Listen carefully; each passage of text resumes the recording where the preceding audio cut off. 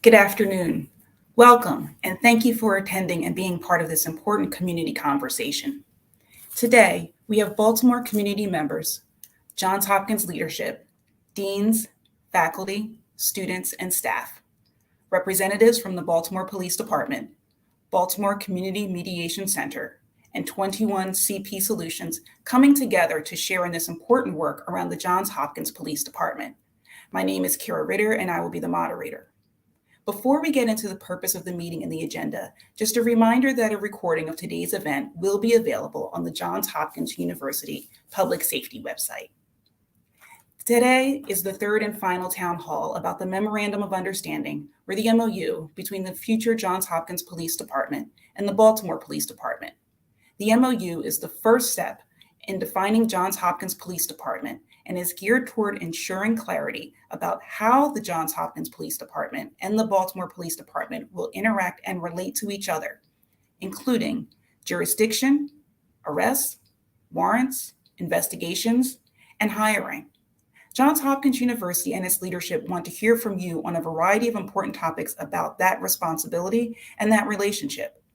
MOUs are standard for all university police departments, and this draft MOU between Johns Hopkins University and Jhpd is being shared for public review and feedback as part of an effort to make this a more collaborative process.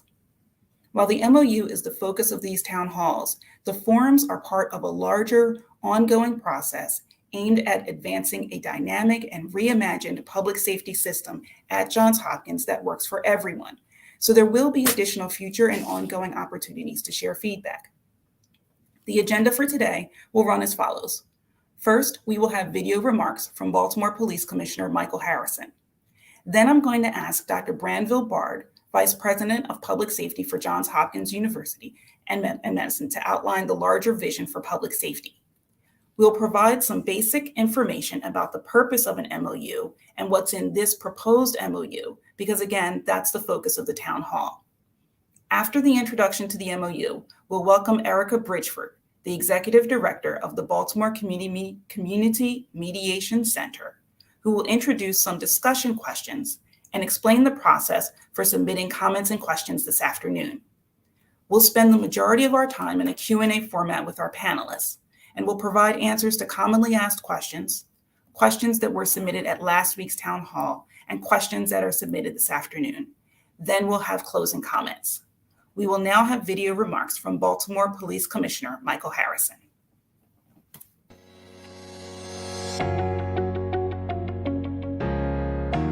Greetings. I'm Baltimore Police Commissioner Michael Harrison. I'm excited to talk to you today about the new coordinated public safety effort between the Baltimore Police Department and Johns Hopkins. I want to assure each of you that the Jhpd team intends to work with the Johns Hopkins Police Department to ensure that they establish a small, community-focused, and highly accountable police force that functions in a way that is consistent with Jhpd's public safety strategies and the commitment to the consent decree. That said, we fully believe in a public input process, and that is why we're participating in these town hall sessions. I encourage each of you to take part in this process, participate in the public meetings, and share your feedback. It is going to take all of us to create a safer city and improve the quality of life for each and all of us. We all want to see Johns Hopkins Police Department succeed and create a safer and more welcoming campus for the residents, employees, and visitors of this historic and prestigious university. Thank you, be safe, and God bless.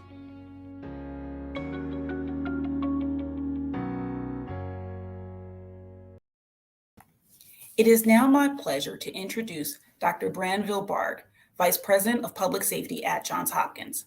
Dr. Bard joins Johns Hopkins with more than 28 years of experience in law enforcement and public safety.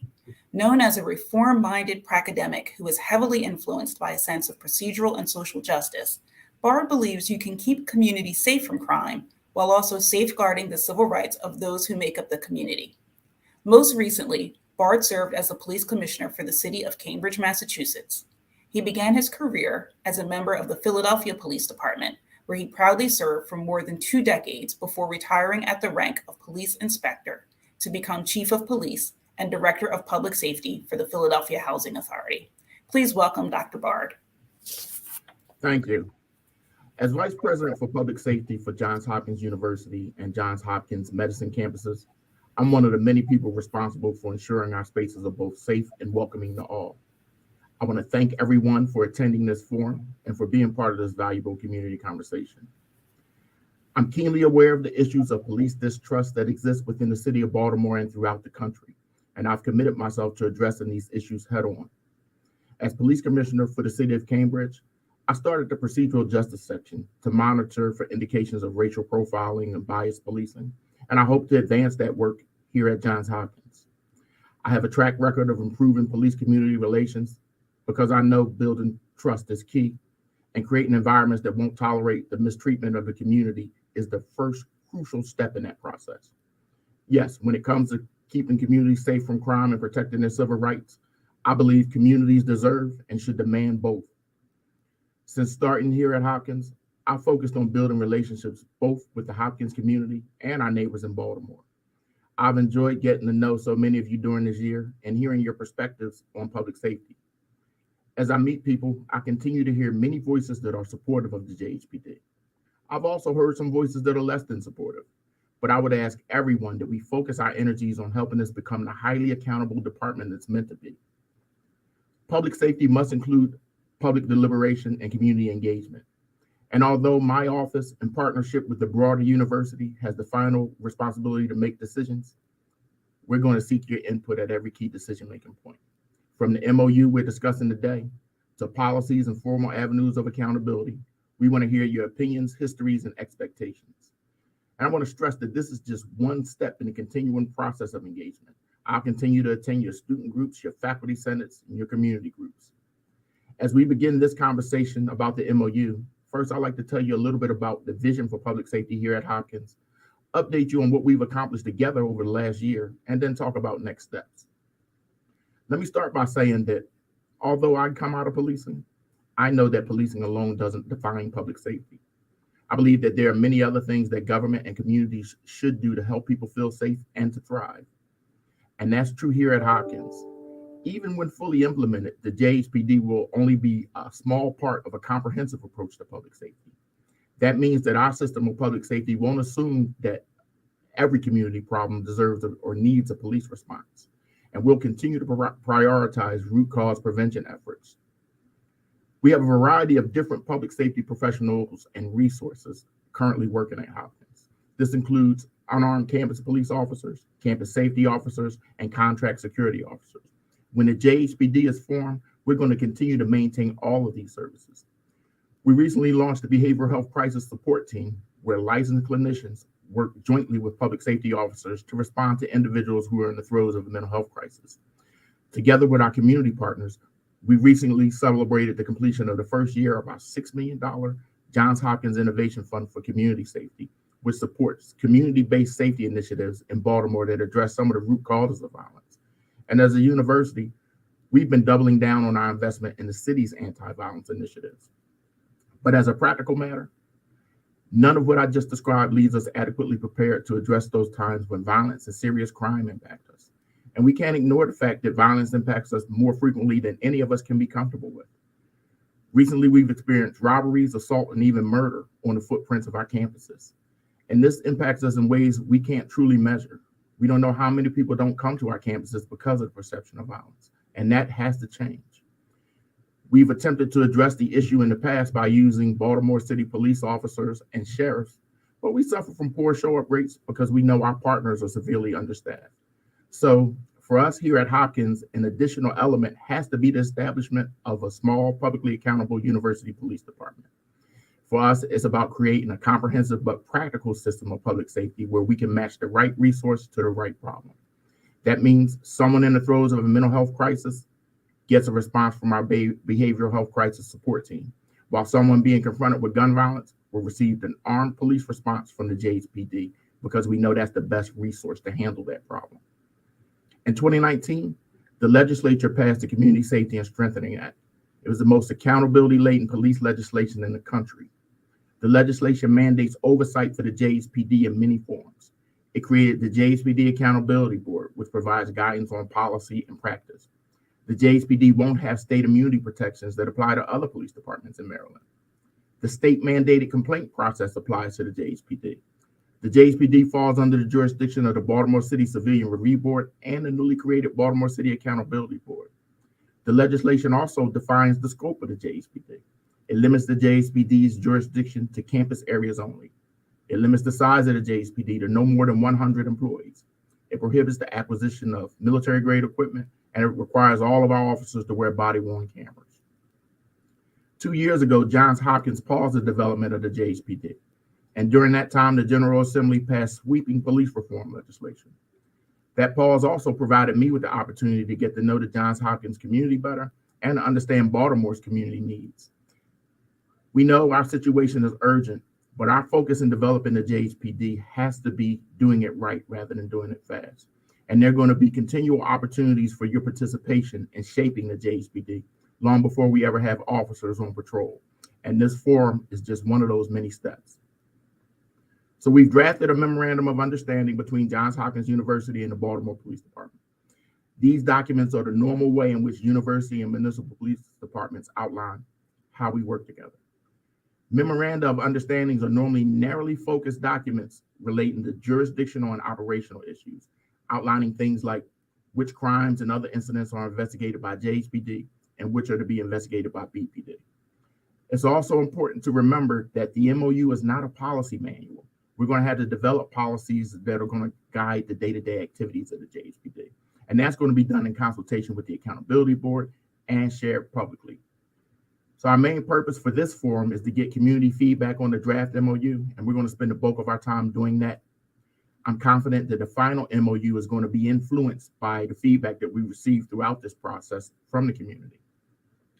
Many of you are going to continue to have questions and concerns beyond the MOU, and those questions and concerns are going to be addressed as policies are developed.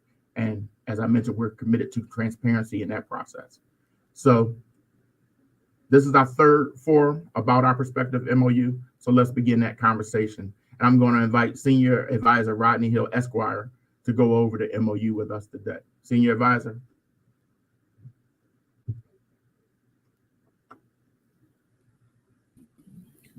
Good afternoon, Dr. Bard. Good afternoon, and thank you, sir. Good afternoon, everyone.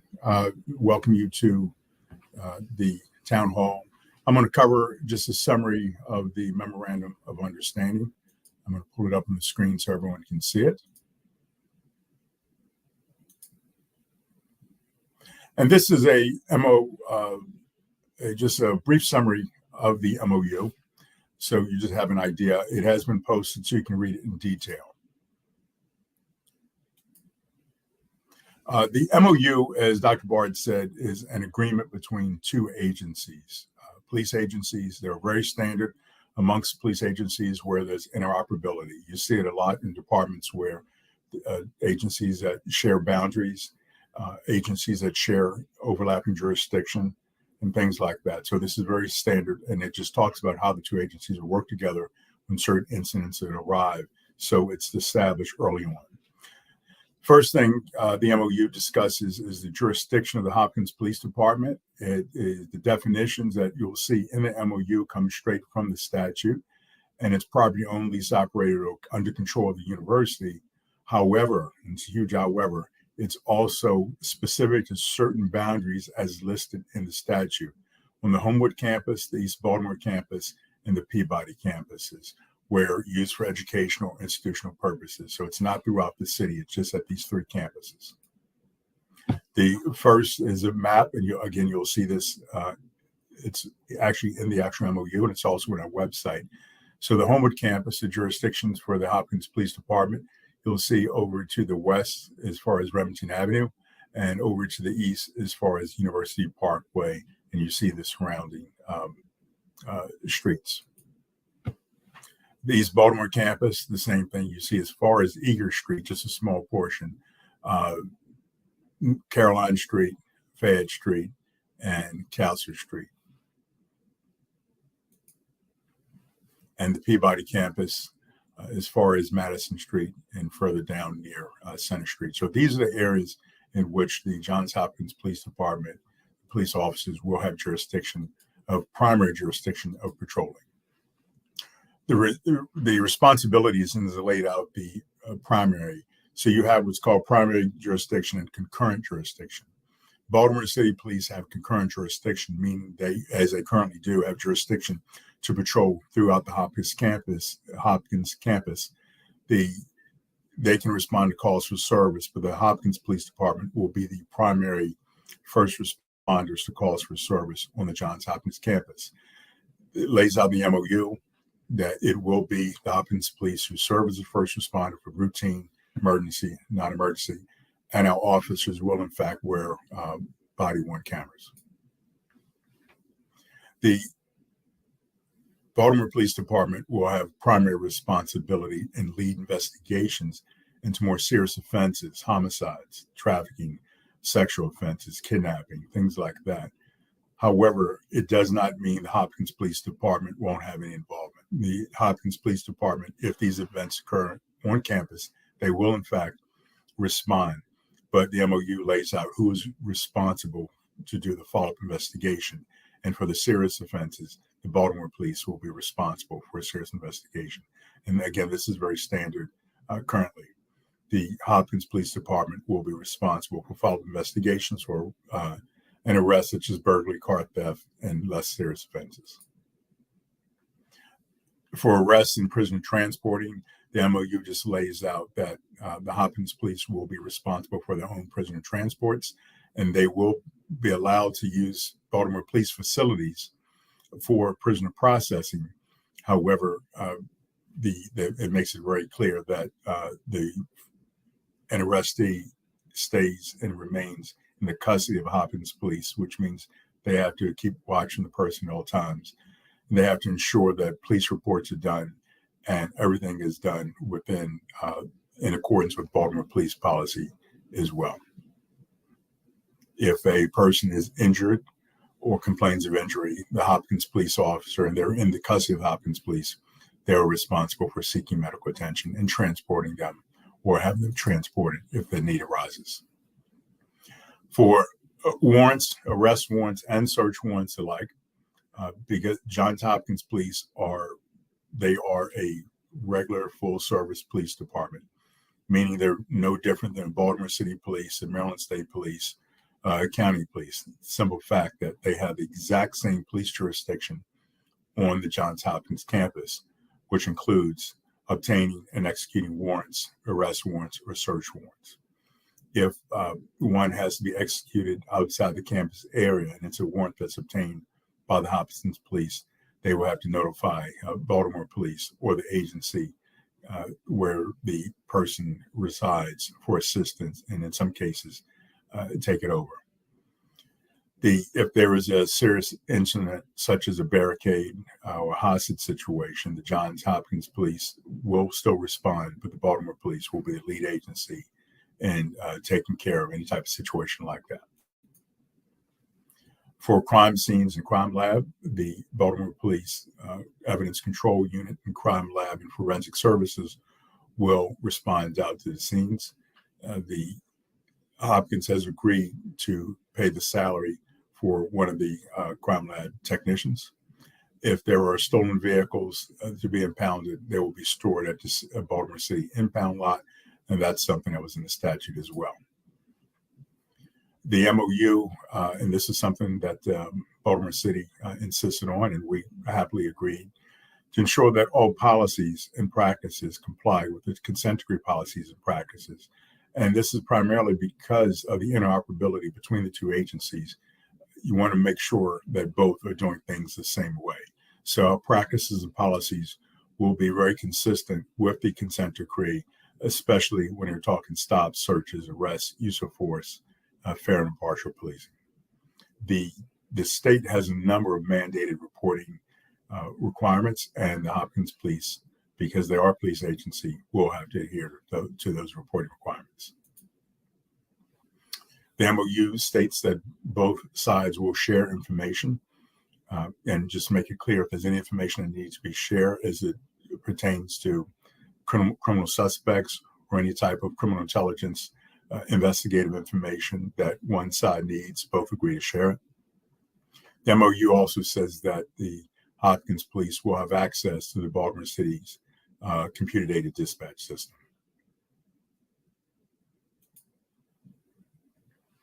Hopkins has agreed to not directly solicit any Baltimore officers. That's been a question that many people have asked about us essentially stealing, if you would, from Baltimore police. And we have agreed we will not directly solicit Baltimore police officers. And we have agreed not to hire more than 5 sworn officers within a year's period. We've also agreed that we would not hire any former Baltimore police personnel that have not been gone more than 6 months. So if they've been gone more than 6 months, then we are free to hire them.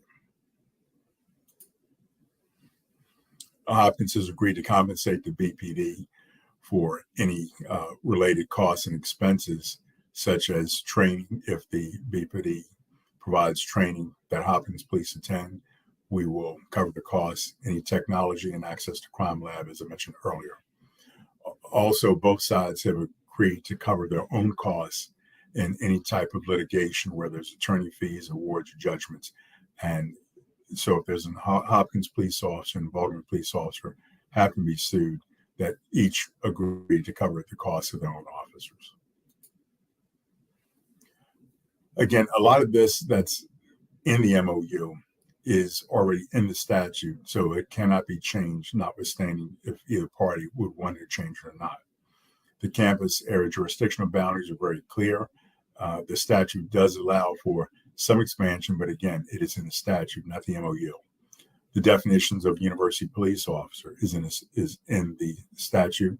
And just to be clear, the word university doesn't change the power. They are still police officers, notwithstanding where they work. The use of body-worn cameras, even though we have it in an MOU, that's clearly in the statute. And the reporting requirements, as I previously talked about, are laid out in statute as well. And now we'll turn it back over to Kara for any questions and answers.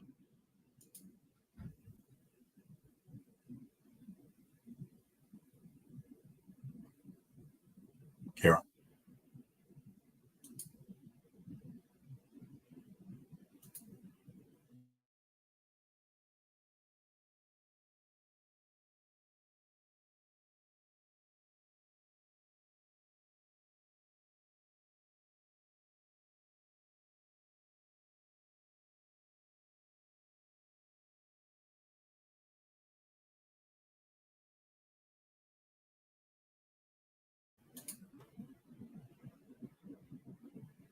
I think we're having some technical difficulties right now. Okay. Thank you, Rodney, for that overview. We're going to move into the most important part of the event, and that is hearing from the audience this afternoon. I'm going to ask Erica Bridgeford, Executive Director of the Baltimore Community Mediation Center, to provide an overview of the discussion questions and explain the process for submitting comments and questions this afternoon. Erica?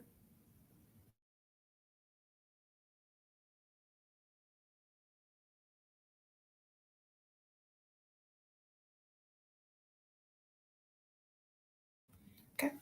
Please stand by as we have some technical difficulties.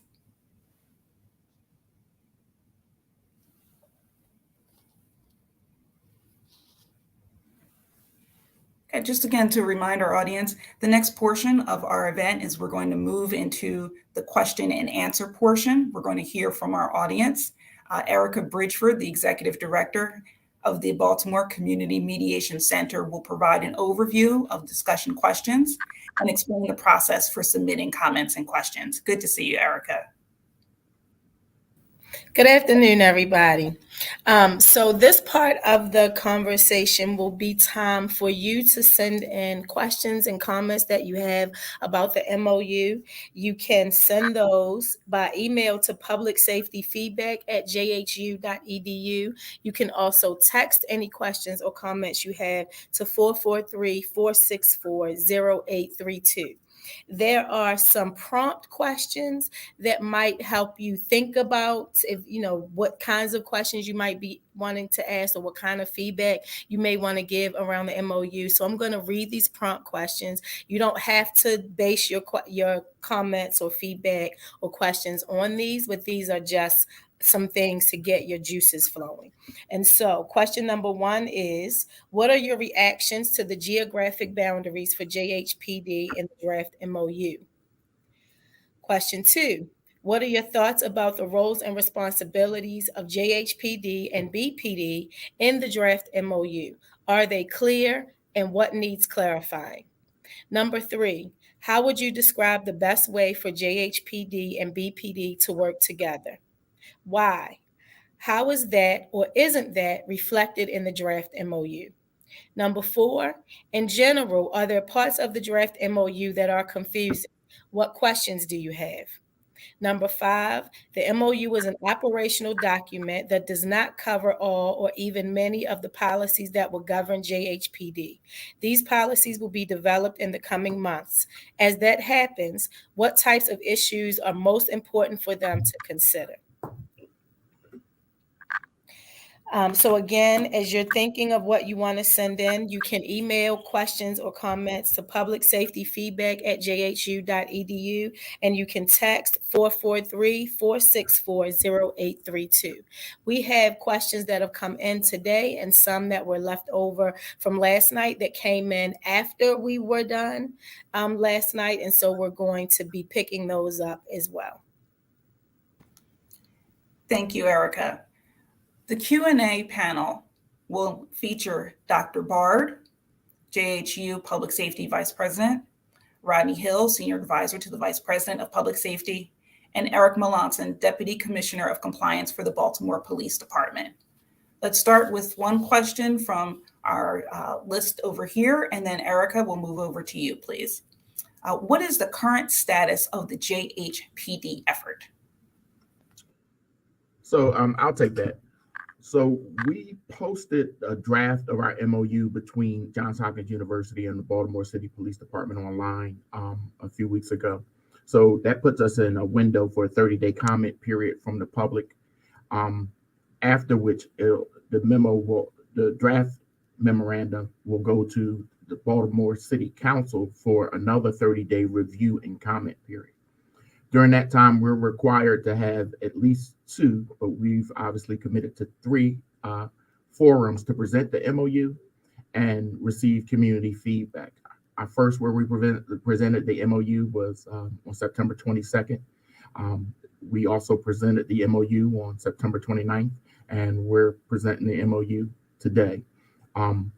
We hope that, well, we know that the final MOU was going to be influenced by feedback that we get today and throughout this process. We expect that after both 30-day comment periods are over with, that we'll be able to finalize the MOU with Baltimore City Police Department around December of this year. And that's where we are with the Jhpd. Thank you.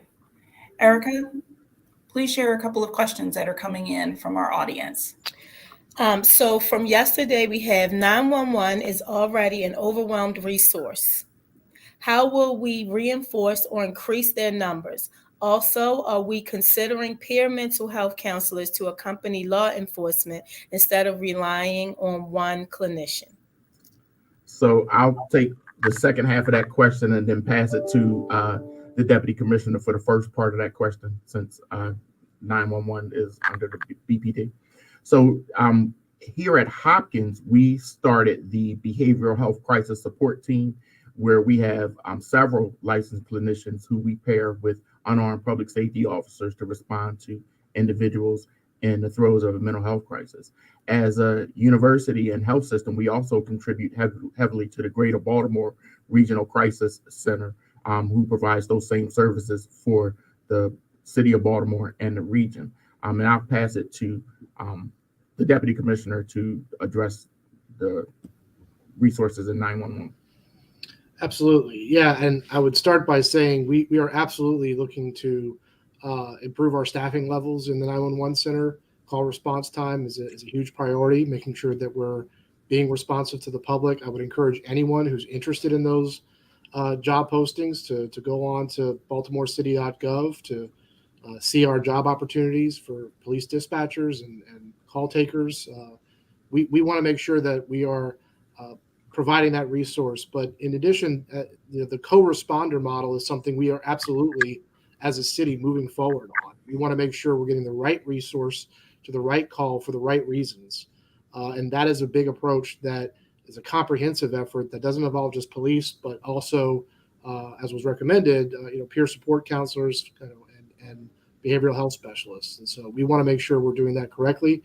That's a foundation of the mayor's program for comprehensive responses to these solutions so that we get to the root cause of problems instead of simply sending police for every type of call.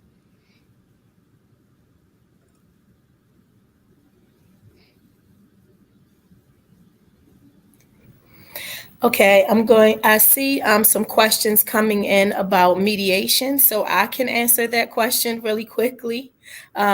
So if anyone in Baltimore is requesting mediation with anyone else, you can contact the Community Mediation Center by going to communitymediation.org and clicking request mediation.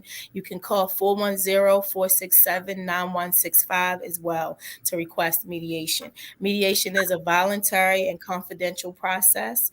And so if you're requesting mediation, you let the intake person know who specifically the other participants you're asking to attend the mediation. And if everyone agrees that they want to take part in that conversation, the mediation is scheduled and moves forward. So that's the answer to what's going on with mediation. Someone has to make a formal request to the mediation center and give the appropriate information that we need to move forward with opening a case. And to piggyback off of that, Erica, oftentimes our officers will engage that as well in seeing as a way to handle a call in lieu of having police, be the solution. Sometimes we are able to interface directly with those resources. And so we train our officers to seek the most effective, least intrusive means by which to handle a problem. And that's the same kind of training that we're putting forward for consideration for the Hopkins police force as well. This one says, writing in support of the proposed police department, I'm a faculty member of the East Baltimore campus, and I do not feel safe on that campus, even during daylight hours. There are regular reports of armed robberies, shootings, etc. on and around campus. I do not like coming to work and worrying about being shot or mugged. I don't feel safe walking across the campus to run an errand or get coffee or lunch because I'm afraid of being shot or mugged. I worry about being carjacked. I have considered leaving Hopkins to find a faculty position elsewhere because I simply do not feel safe on the East Baltimore campus. I hope that increased police presence there, I guess that's supposed to be, I hope with increased police presence, there would decrease the amount of crimes that occur and increase a feeling of safety among faculty, students, and most importantly, patients who are seeking care there. Thanks for that comment. It's one that I hear all too often. And, right now we currently work with our partners at Jhpd to address crime and violence issues as it impacts our campus. But that's one of the costs of violence that we don't consider often, and we don't consider it often enough, is the fact that we have our staff and faculty and all of our stakeholders who are impacted by the fear of crime and violence. And we don't know how many individuals and people avoid our campuses in the city of Baltimore because of the perception of violence. So it's in all of our best interest to do everything we can to impact crime. And one of the things that Hopkins sought to do and the legislature authorized was to create a small, publicly accountable university department to address those limited times when we are impacted by violence and serious crime. Dr. Bard, thank you. If you can just follow up a little bit more and tell us about how will having the Jhpd improve public safety? So we think that it improves public safety in a myriad of ways. One, it helps out our partners in the city police department, because as we know, and as what is a common theme, is that they're understaffed. So every call that the Jhpd responds to, it's a call that BPD doesn't have to respond to. And it allows them to, as we focus on our campus areas, it allows them to take their resources and deploy them to other pertinent areas of the city and be more flexible.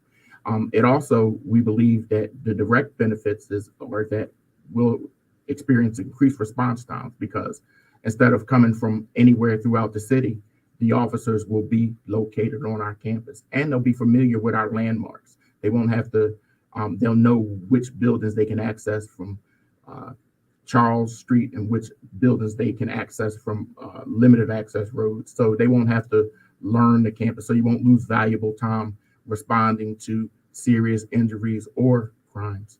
We know that the officers not having to run from call to call to call to call like your typical municipal officers do, will be able to focus time engaging with our community only. And it increased internal avenues of accountability for me. It's easier for me to hold an officer who works for Johns Hopkins University accountable to our community than someone who doesn't. Thank you. Erica, let's go back to the public safety feedback email and address and see if there are some additional questions that have come in. Thank you. Also, the questions that you all are asking about people saying right now whether or not they'll attend mediation. Again, mediation is a confidential process intentionally. The intake is confidential.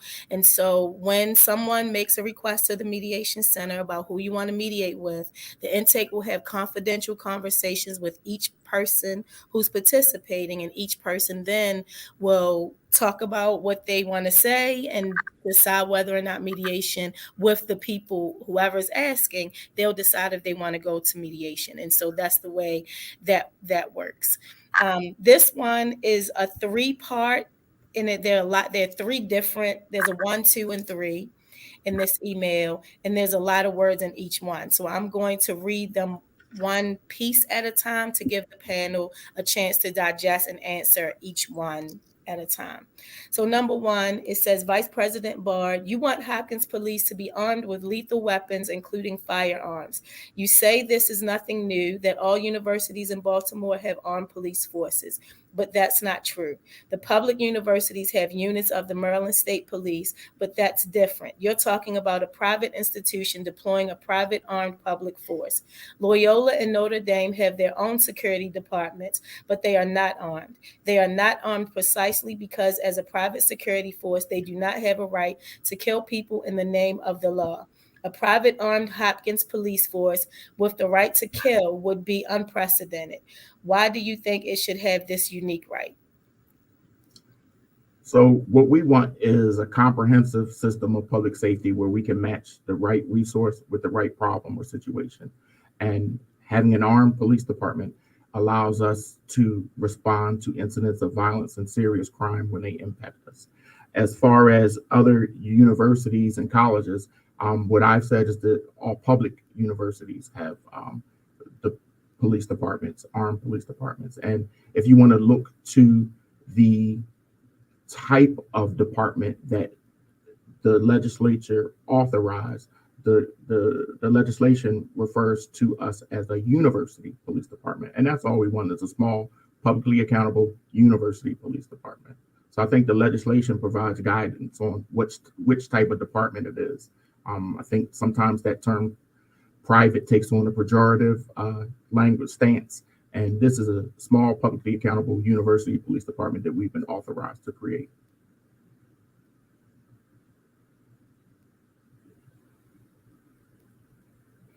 The second part says, you say the jurisdiction of a private Hopkins police department would not extend beyond Hopkins campuses, but President Daniels has always wanted Hopkins police to also patrol the neighborhoods around the university's campuses, and that's clearly still his eventual goal. The administration pushed hard for Hopkins police to have what they called concurrent jurisdiction in neighborhoods adjacent to Hopkins, and it looks like the draft Memorandum of Understanding is actually intended to allow for the extension of Hopkins police powers well beyond campus boundaries.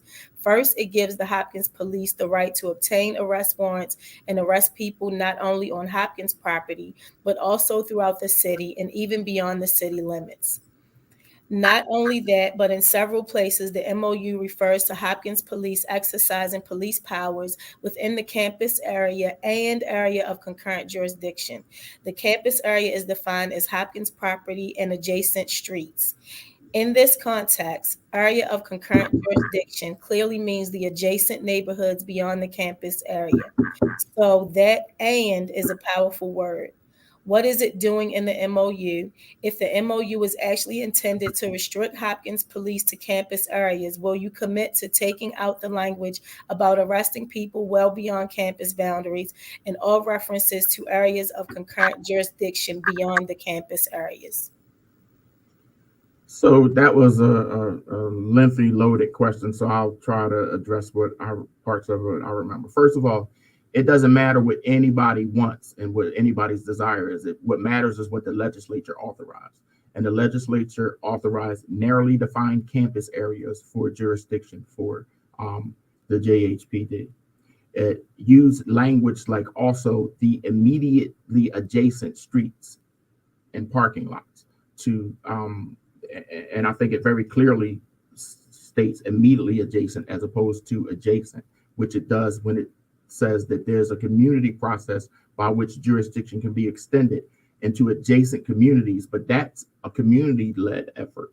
That's the community with more than a majority of support asking for Hopkins to extend its jurisdiction. That's not a city or a Hopkins-led effort. So the legislation was restrictive enough to narrowly define what a campus area is.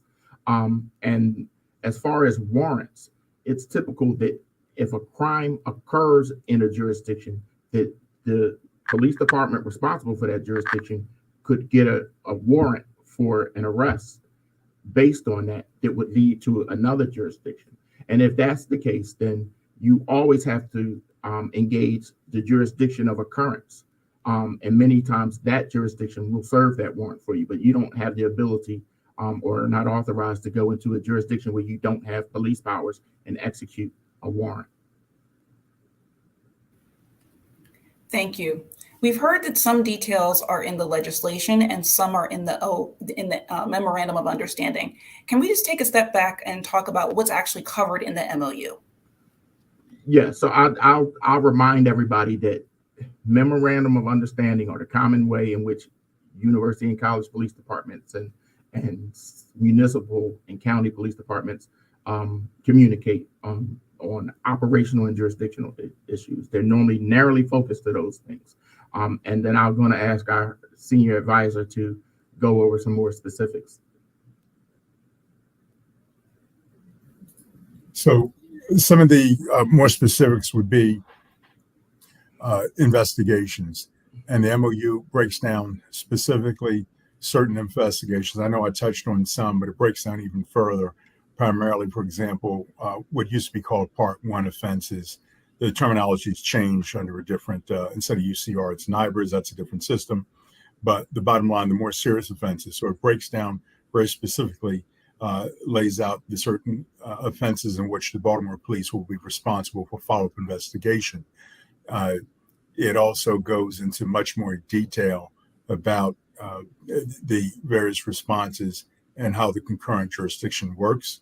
It goes in a lot of detail, for example, about explaining the concurrent jurisdiction and making it very clear that the Baltimore police do have jurisdiction.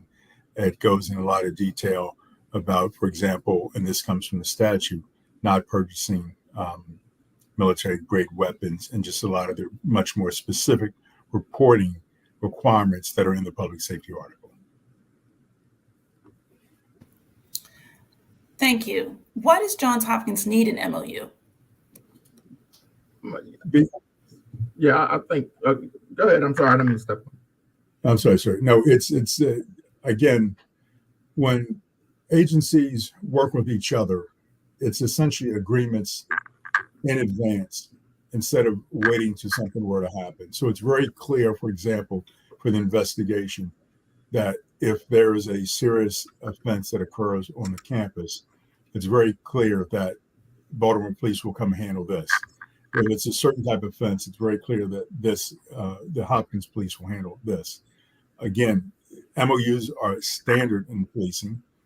Agencies have them, for example, with an agency that works closely with the state police.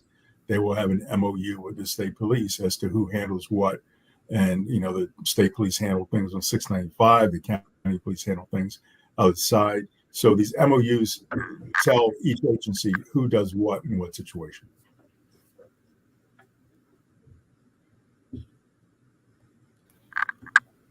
Thank you.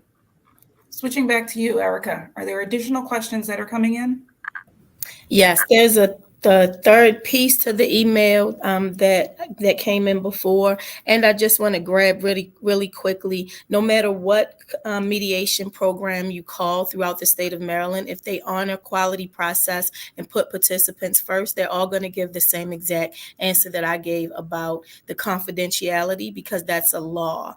By law, intake and mediation contents are confidential, even if it's a large community conversation. So you can call the mediation center and request a large community conversation, and still in the intake process, those conversations will be kept confidential as well. The third piece to the last email was, you criticized the students for taking over the stage in the first town hall, which you say prevented a civil discussion. But if the administration wants a civil discussion, it has to allow people to actually speak, and it has to show that it is willing to listen. You have done neither. The town hall was designed to let you present your talking points and then break the audience up into small groups without allowing questions or comments from the floor. Moreover, during this entire process, you have demonstrated that you are unwilling to listen. Over the last several years, Hopkins students and faculty and members of the neighboring communities have expressed overwhelming opposition to the creation of a private Hopkins police force.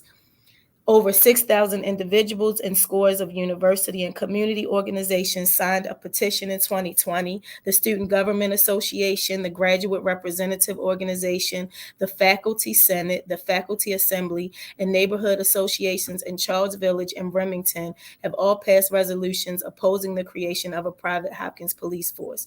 The resolutions have been adopted unanimously or with overwhelming majorities, but you have ignored all of this. There has been virtually no public support for the creation of a public police force, and you have relentlessly plowed ahead. Unless you demonstrate that you are willing to listen, you can't expect civil discussion, and you should not be surprised if students get frustrated and disrupt forums that are clearly just for show. So I didn't hear a question in that, but I'll address some of the things. One is that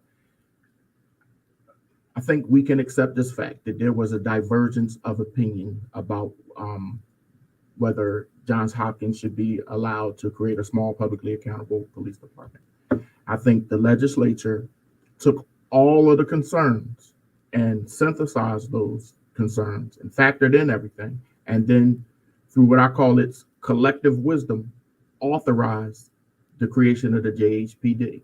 And based on those concerns, it crafted strict legislation limiting and narrowly focusing the police department. So what I would do is I would encourage all of us to focus our efforts on making this the most accountable department that it can be, and help me tighten the screws of accountability with the Jhpd. It's a matter of practical concern that policing is always going to be a necessary part of public safety. And to that end, the more practical means is to limit opportunities for harm through increased accountability. And that's what we aim to do here at Hopkins. Have a small, publicly accountable university police department that provides a valuable service to our community. Thank you. This next question says, how can you say you will be setting the example for accountable and community-centered policing, but you threaten Tawanda Jones, the mother of a victim of police homicide, for simply protesting on campus against your very unwanted police force? How will you respond if someone dies at the hand of JHU police? And I just need to say out loud that it's not Tawanda's child, it was Tawanda's brother. So I'll talk about the last part of that. And as a department, we're going to invest in training that as it should, elevates the sanctity of human life above all else. Our officers are going to be experts in de-escalating behavior, using force only when necessary. I have a particular affinity for a certain training that is called ICAT. And one of the is integrating communications assessing tactics. And it has a very slight but significant difference from the training that I received nearly 30 years ago.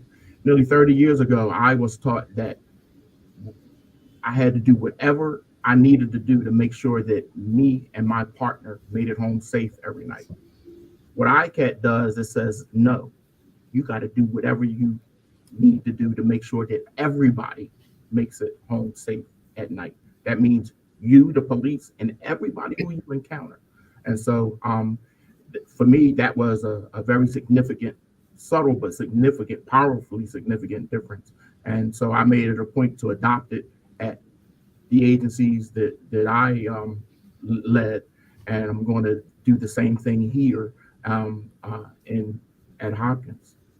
And just to add that, Dr. Bard, I mean, in Maryland state law, the most recently reformed police reform package, all police-involved shootings are investigated by the Attorney General's office separately and apart from the agency that is involved in the shooting. That ensures that the integrity of the investigation is not swayed by the members that are involved in the incident, and so that provides a level of accountability. You know, that's happening for the Baltimore Police Department, for the county police department, every police department, where the AG's office, the Attorney General's office, provides that independent investigation of those incidents.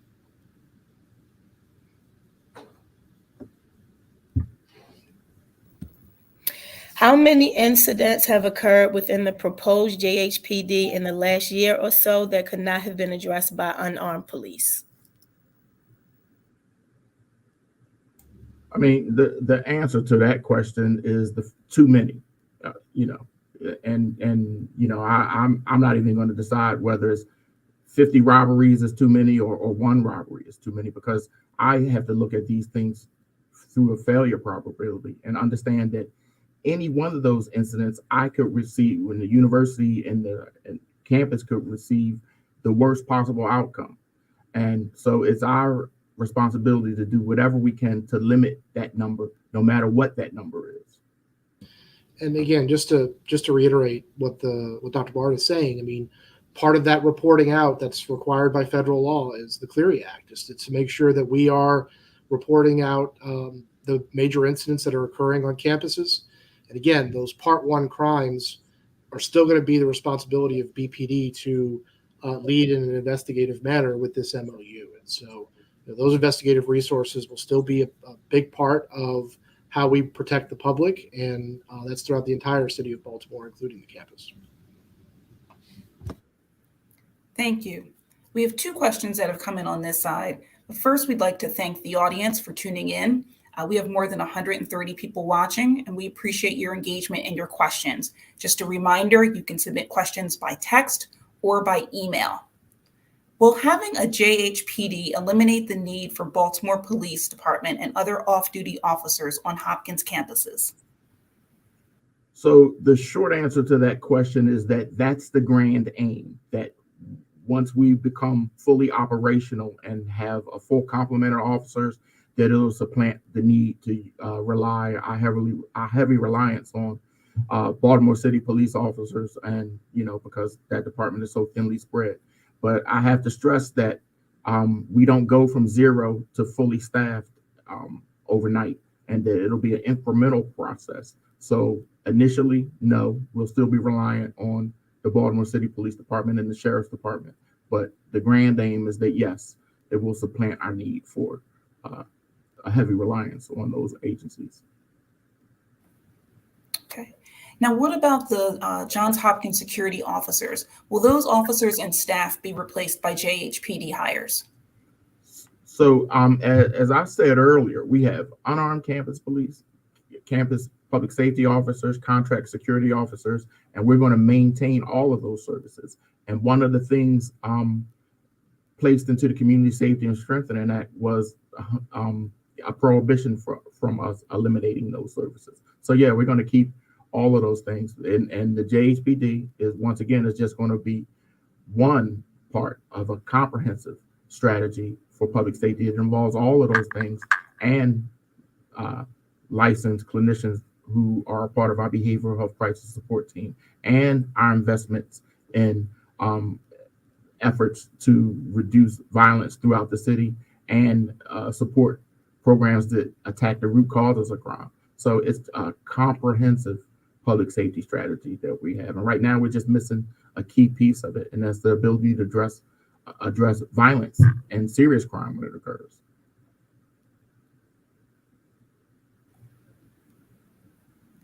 Thank you. Erica, are there additional questions coming in? Yes. Will Jhpd officers carry naloxone, and how will they be trained to respond to potential opiate overdoses? So the short answer to that question is yes. Our officers will eventually carry naloxone and be able to respond to those incidents appropriately.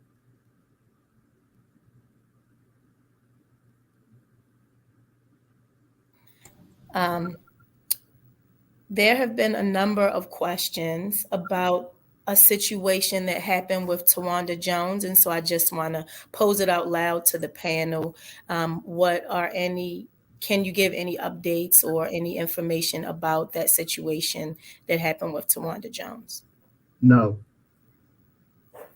Are you able to talk about why you're not able to address it right now? So a complaint came in about an incident that occurred over 3 years ago. And as such that it's an open complaint, none of us are able to talk about it.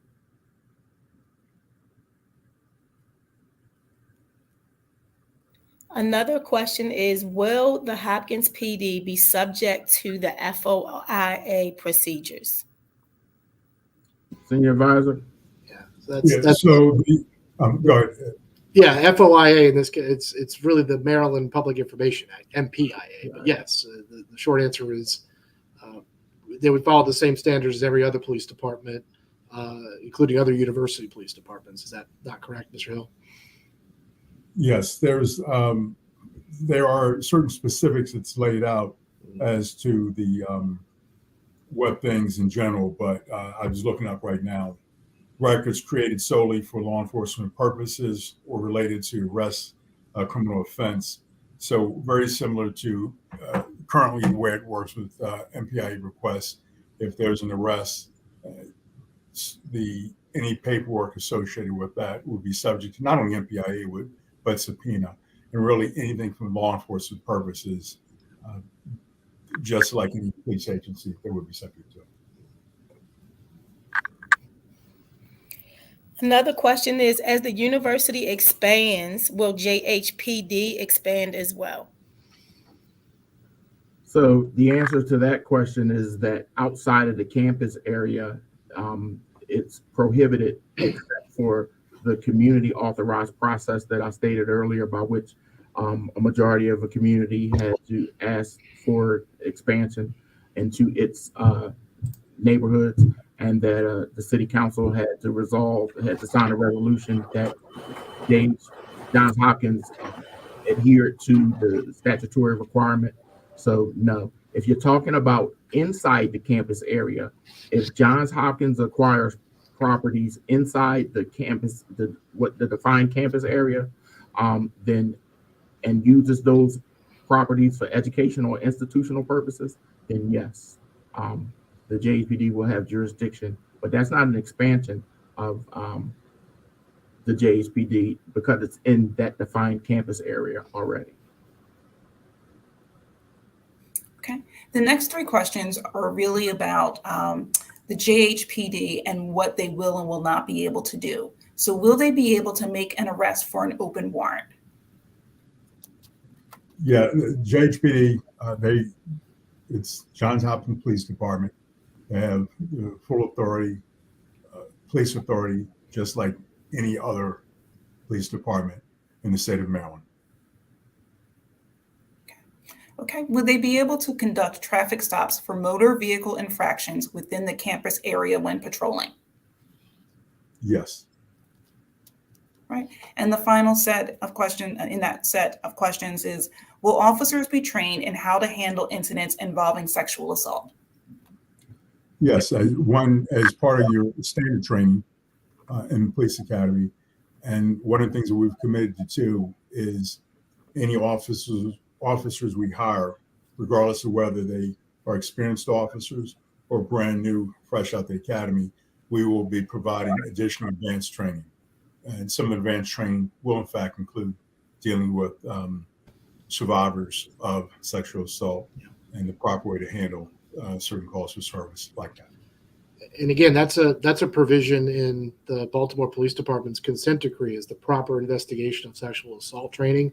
We will be providing all of those best practices that we've developed with the Department of Justice and the monitoring team from the federal court as a reference to the Johns Hopkins folks so that they can develop that training with the best practices in mind. Being as that we're a small department, it's my desire that we have all of our officers receive training on par with which is typically received by officers assigned to sexual assault response teams. So I'd like to have the advanced training for all of my officers. Thank you.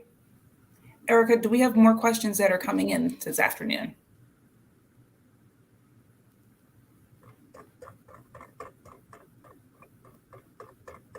Okay. Well, Erica, you ready? Yes, my apologies. A lot of new ones are coming in, so I was trying to look at those. Okay, so this says, we did this one.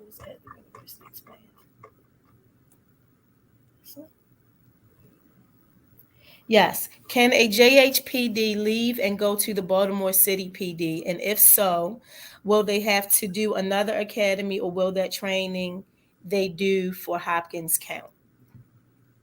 So that the municipal police officers training is regulated by the state of Maryland. So all police officers undergo the same basic training. So yeah, the training translates from one department to the other. So an individual could theoretically join the Jhpd and then transfer to the BPD.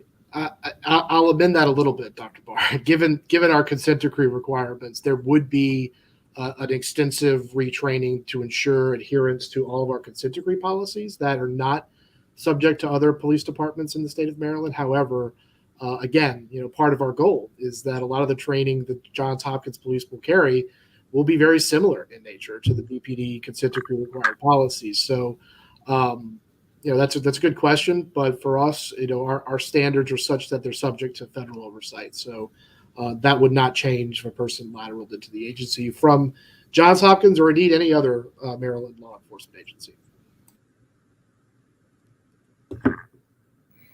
Will there be a pipeline for JH security officers to become JHUPD officers? Absolutely. We are encouraging all of our current staff who meet the qualifications to let us know their interest in joining the Jhpd and being of service to stakeholders in our community. We also want to entice as many young individuals in the city of Baltimore to think about joining Hopkins as a career. So that is the next question, has to do with, so if the Baltimore City Police Department is struggling to hire officers, how will the JHUPD recruit and retain officers, understanding that you all cannot solicit BPD officers directly? So I mean, we recognize that BPD is short, and that's why you see short-staffed, and that's why you see language in the MOU directly addressing that, so that we can assuage concerns, not just with BPD, but with the community at large, that we won't be trying to or inadvertently depleting BPD. But we do think we'll be able to put together a competitive package to make joining in Hopkins and serving our community attractive. I actually think that one scenario might be that we receive applications far in advance of what we could ever accommodate, and then BPD will benefit from the bleed over from the multitude of applications that we receive but can't accommodate. I would be remiss if I didn't use this opportunity to also promote that we are hiring at BPD as well. And members should go to bpdrecruit.org if they're interested in learning more.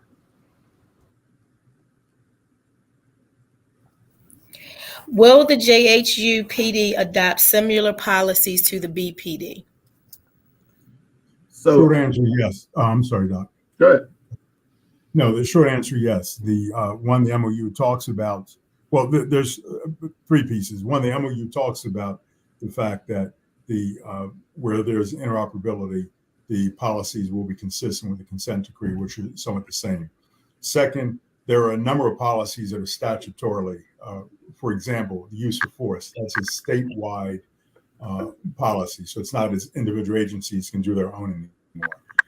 Another thing, disciplinary matrix, that is a statewide, so that's already in place. And third, it is our plan to make sure we have one of the best agencies, if not, and I mentioned this yesterday, no disrespect to the deputy commissioners with us, but we want to have the best agency in the state of Maryland and in the country. And the way you do that, you have to make sure you have the best policies. That said, I'd also be remiss if I didn't say the policies of the BPD are really, at this point, almost second to none, because of the fact that, understand, these policies are undergoing not just rigorous scrutiny through internal mechanisms, but then a Department of Justice and federal court. And I would, I'm not just going to say, I was going to say suspect, but I can sit here and say clearly our policies are going to mirror, if not be equal to, and if not better than, to ensure a constitutional policing. They are in fact augmented and strengthened by the consent decree. And just to be clear, DOJ monitoring team, but also the people of Baltimore provide public feedback into that process as well. So these policies are not created from BPD in a vacuum. We go through multiple rounds of public input to finalize and ensure that we are considering the community's feedback in those policies as a matter of course. Can you tell us what the difference is between the Baltimore City Police Accountability Board and the Johns Hopkins Police Accountability Board? I'll ask one of the other panelists to jump in on that one. So the Johns Hopkins Accountability Board is created by statute, and by the statute, it makes it an advisory civilian oversight board. The intention was for there to be civilian oversight. They're appointed from different, there are some people appointed by way of the city council, some from the mayor's office, some from certain groups within Johns Hopkins, but they are an advisory. We provide them with policies and SOPs as we're developing them, and they will give input. The Baltimore City Accountability Board, Police Accountability Board, was done by way of statute. And the statute created accountability boards for all the counties in Maryland, as well as Baltimore City. Those boards have more authority in that they handle police disciplinary matters, and they essentially have the final say in police discipline. So it's pure civilian oversight for disciplinary matters, trial boards, police punishment for misconduct, as well as they also advise and make recommendations pertaining to policy and procedures. Okay. Erica, are we still getting questions coming in?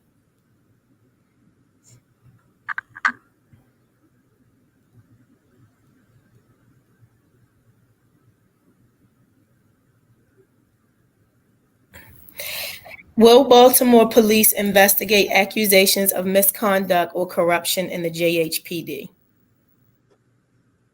Deputy, you want to take that? Well, we go through a process, again, starting with the Public Accountability Board to ensure that those are handled throughout all of the jurisdictions. Now, there will be a need for the department to have some play into certain types of investigations. If there are, again, as I mentioned before, police-involved shootings, those are handled by the Attorney General's office. But there are instances in which the BPD may, at the request of Johns Hopkins, if needed, provide that support. But as a matter of course, simple policy misconduct and those kind of violations are often handled by your own agency. So as building out that department, the goal should be to have sufficient personnel to be able to handle those. But if the matters are complex or they involved a greater amount of investigative resources, even the BPD leverages partners like the FBI in some cases to assist in matters of public corruption. And so, BPD would stand by to provide technical support in those matters, but the lead agency in those would in fact be the Johns Hopkins Police Department. But all of those cases would still be subject to review of decision by the Public Accountability Board that is overseeing all law enforcement in the city of Baltimore. And if Rodney, I missed any of that, you can chime in. The only other thing I was going to add, as I was going to talk, Deputy, was also the state's attorney's office would also have overview. So when the deputy mentioned earlier about police-involved shootings in the AG's office, people have a tendency to forget that you also have the local state prosecutor, in this case, the state attorney's office, that also has oversight and can conduct their own independent investigation as well.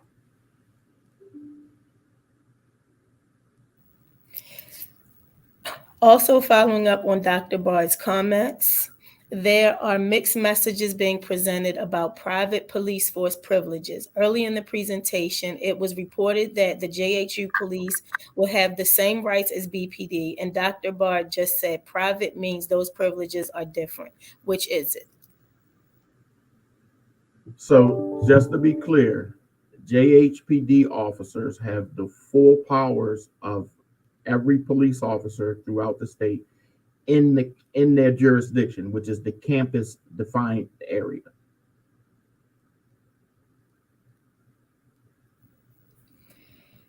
Can you please clarify if all records from the public forums will be accessible under the MPIA laws, including any and all questions that are asked an internal email regarding the protests? So we've committed to taking the feedback that we receive throughout the community feedback process and producing a report, and we'll publish that report when the feedback process is complete. How does the notification to deploy the Jhupd system work? Should individuals on campus call 911 for a Jhupd specific number? So it'll be a both and. If you have an emergency, you should call 911, and through the call taker and CAD system, they'll dispatch the emergency through the city of Baltimore. If there's a non-emergency, then we'll have a JHPD specific non-emergency number that you can call, and we can come out and take reports and provide assistance for non-emergency matters.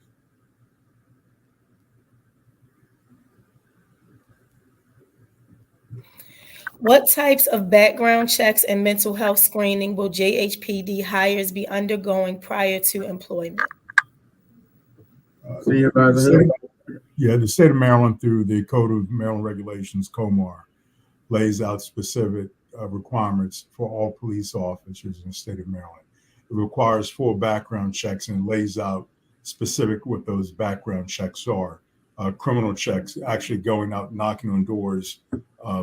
If I said I lived at 123 Main Street, they're going to go knock on the door at 123 Main Street, talk to everyone who lives there, They're going to knock on the door of 1234 Main Street and 12345 Main Street.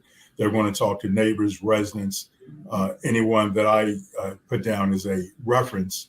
They're going to talk to them, and they're going to talk to references, neighbors and things like that, so they can get a full sense. That's what all police officers who go through background checks, you talk to any officer who's been hired, and they'll tell you about a thick packet, about 50 to 70 pages for all kinds of information. So there's a full background check. All police officers in Maryland go through the exact same background check. State law also requires that there is mental health screening for all officers, all persons entering law enforcement. But the state law that the deputy mentioned earlier went further in the last session and also requires that there is, I can't remember, it's annual or every 2 years. I simply don't remember. There's so many different statutes, but it lays out the mental health testing that officers and stress testing as well that officers throughout the state of Maryland have to undergo.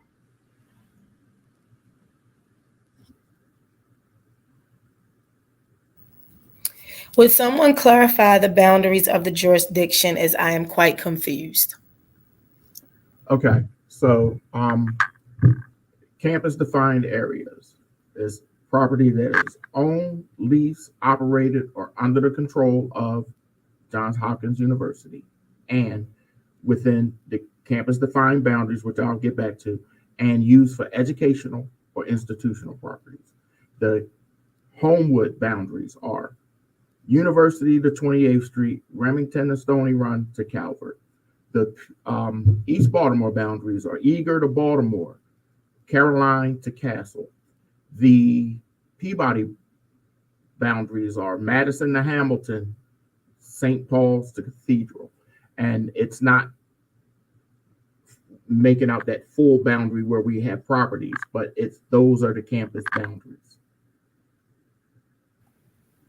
Okay, I have a related question on this side. Will Jhpd officers respond to calls that are off campus, and how do you ensure this does not happen? Senior advisor? So responding to calls, now we will not be taking calls for service that are outside the campus boundary areas. If there is a Hopkins police officer who's driving by, let's say going down Caroline Street, which is the boundary, and on one side is Hopkins property, and the other side is not Hopkins property, not within a jurisdiction, but they see someone being robbed, being attacked, they're going to take action as police officers to protect someone who's been victimized and to assist them. They will also immediately notify Baltimore City Police Department for them to respond and to handle. But no, we will not be taking calls for service outside of the campus area.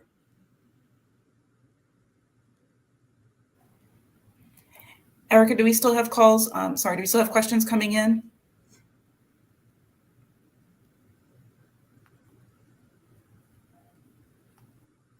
Sorry. Many officers who wear body cams fail to turn them on during crucial encounters.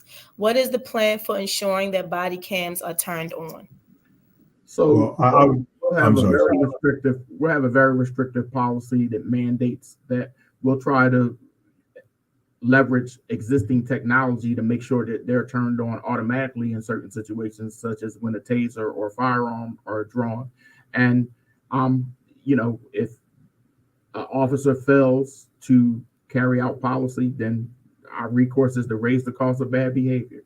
And we're certain to do that and hold them accountable for failing to adhere to our policies. And Dr. Barr, I'd like to just give a little bit of BPD's experience in this. When we first implemented body-worn cameras, it was difficult to get officers into the habit of establishing that as part of their day-to-day response to a scene. But what officers have learned since the advent of this technology is that the information that's providing for the officer helps to corroborate the events that they are reporting. When a misconduct complaint comes in, oftentimes the camera can show and exonerate an officer from a false claim of misconduct. And so they, I believe, have a much greater interest now than they've ever had in ensuring that those body-worn cameras are being activated. And yes, as Dr. Bard mentioned, we have strict policies, and again, this is part of our consent decree, that BPD is again leading the way on for a nationwide approach on how we make sure our officers are being held to account. And then once we're able to establish the record, we use that as a form of correction, and in case of misconduct, punishment and discipline if they are improperly acting, in that incident. So it is a vital tool for us, and we're able to ensure that it's an accountability tool that is part of the culture of how policing is going forward. It's all supposed to. At yesterday's town hall, you mentioned that in some cases there might be a double response by BPD and Jhpd. What kind of communication will exist between the two parties to ensure that there is coordination and response that minimizes the use for deadly force? We are currently, we're in the infancy stage right now, but we're working on our communication center and upgrading our current radio system. Agencies in Maryland use a system called Maryland First. I believe it is, I want to say 700 megahertz system, and it enables agencies to talk to each other as though they're on the exact same radio channel. So we're hoping to have something like that in place because of us working so closely together, where the officers will be able to communicate with each other on the exact same radio frequency. Will affiliates receive different treatment than community members when it comes to arrest interventions, etc.? Will the officers be allowed to ask about this status? So the short answer is that your affiliation makes no difference in how we need to handle you and do our jobs. And I've learned over my long career that the vast majority of individuals who we encounter in public safety and law enforcement are far better served through a social justice approach than through any criminal justice or more punitive approach. So the answer to your question is no. No one will be handled any differently. And you should actually worry about policing that changes based on the neighborhood or based on affiliation.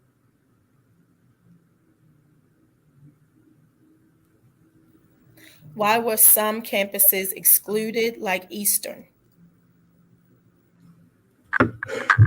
Once again, the legislature heard, took in all of these factors and community concerns, and it, through its collective wisdom, authorized the defined campus areas that it did. And so it was a decision of the legislature.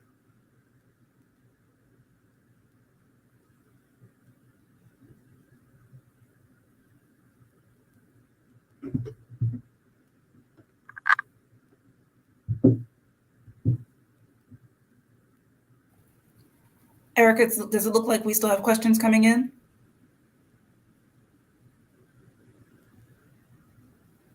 Okay. Studies by JHU show that police presence in schools is linked with lower test performance. How will Jhpd be different? The first part of your question blurred for me. I heard schools and how will Jhpd be different? My apologies. Studies by JHU show that police presence in schools is linked with lower test performance. How will Jhpd be different? So let me be clear that we have police on our campus 24 hours a day. As I mentioned earlier, we utilize the Baltimore City Police Department and the Baltimore City Sheriffs to provide policing services for our campus. So nothing is going to change. The idea is that we just supplant that presence with the presence of the Jhpd.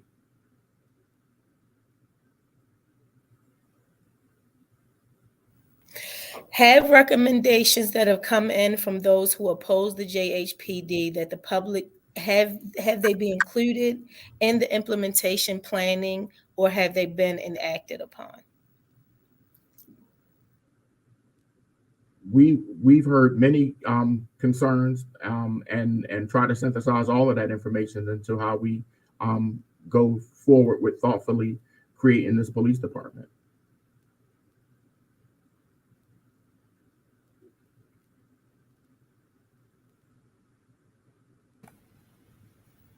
We don't have any more questions about the MOU. Okay, we have a couple of questions over here. Dr. Bard, earlier you mentioned the Behavioral Health Crisis Support Team. How will that team operate once there is a Jhpd? The same way they operate now. We'll continue to have them respond with an unarmed public safety officer to individuals who are in the throes of a mental health crisis. Right now, that program is on the Homewood campus, and it's imminently about to expand to our Peabody campus before expanding to our East Baltimore campus. But the short answer is that it won't change. Now, the audience has been asked to submit questions via text and email today during the town hall and through the other town halls as well. How can the public share feedback on the MOU once these town halls are over?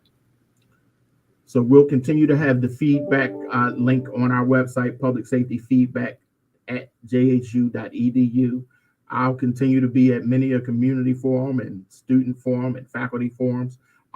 So there'll be many, and you can also utilize the Jhpd Accountability Board for a mechanism for community feedback. So there'll be continuing, ongoing ways by which you can submit feedback.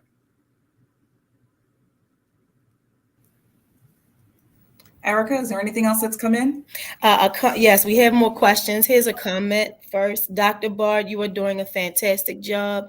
Please know you have many supporters in Baltimore City who support the Jhpd. Thank you. This next one is...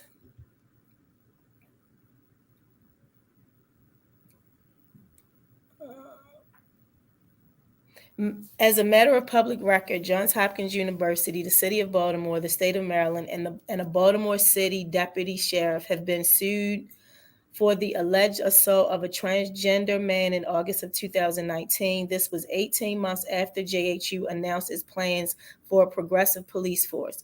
Why should members of the Hopkins and Baltimore communities expect that the JHPD and some of its officers who are or have been BPD affiliated will begin policing nonviolently when the JHPD is on the ground?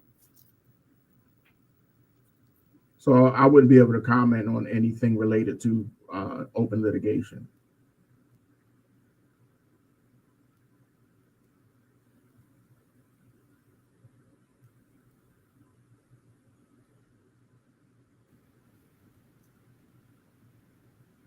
Okay, Erica, we have time for just a few more questions. Is there anything that's come in? Yep.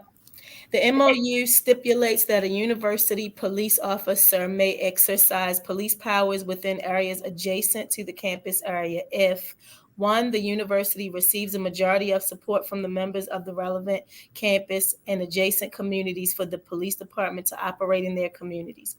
How does the university propose to determine the level of support in the communities adjacent to the campus? Given the importance of this question, it is crucial that all members of the relevant communities be fully represented, ideally in a well-publicized referendum. Nothing about the way the university has handled the proposal so far, including this very series of town halls, poorly publicized outside of Hopkins, and begun less than 3 days after the release of the MOU, gives me confidence that they are genuinely trying to hear the opinions of people in the communities most affected. So the statute sets out that we have to develop a strategy by which to determine the majority of community support. But then it also requires city council to enter a resolution that we adhere to that process. So that process is not developed, and it'll necessarily have to be developed in conjunction with city council and leadership.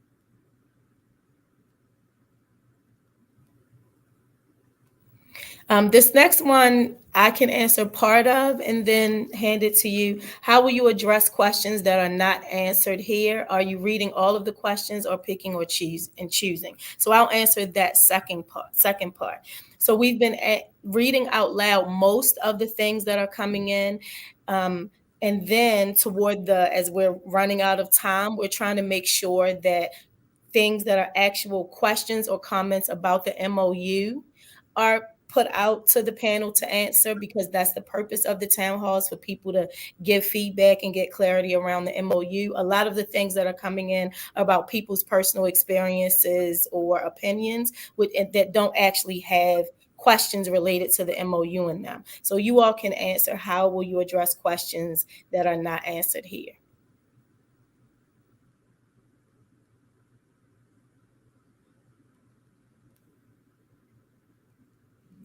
I believe earlier Dr. Bard had mentioned that we have the public safety feedback email address that's on the screen, as well as we do check that on a regular basis, as well as there will be a there is a Johns Hopkins Accountability Board.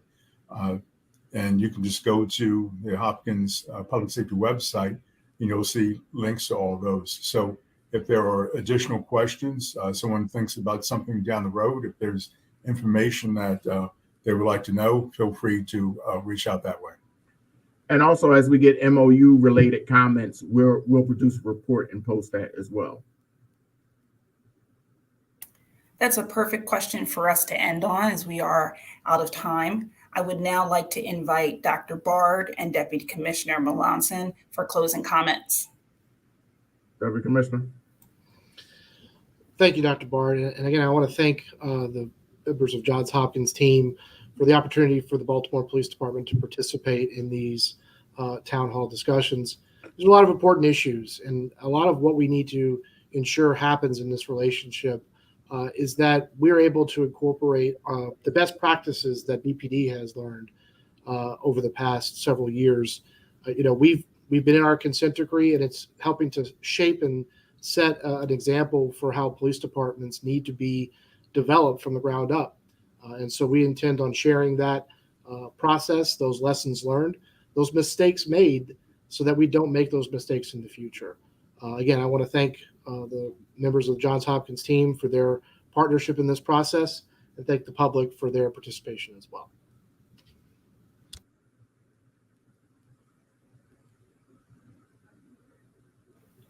Dr. Bard, closing comments? Sure. I also like to thank everyone for participating in this valuable community conversation. We view the Jhpd as an important component of our broader public safety strategy, because everyone deserves to feel safe. We think our communities deserve both investments and partnerships that address the root causes of crime, and we've been committed to that, but also to policing that protects and upholds the constitutional rights of every individual on our campuses. And so thank you again. Thank BPD. Thank our moderator. Thank our facilitator. Have a great day. And we'd like to thank our viewing audience for logging on. Those of you who logged on or attended the events last week and this week, we thank you for sharing your feedback, your questions, and your comments. As we shared earlier, these town halls are one of several ways that Johns Hopkins is collecting feedback on the MOU. In a few days, there will be a summary of the feedback from today's meeting available on the Johns Hopkins Public Safety website. At the end of the public comment period in the coming month, there will be a final report on all of the comments and how, where, and why they will be incorporated into the MOU. Or as mentioned earlier, the MOU is very streamlined. Some of these will become policies for Jhpd. So again, thank you very much for logging in, and have a great weekend.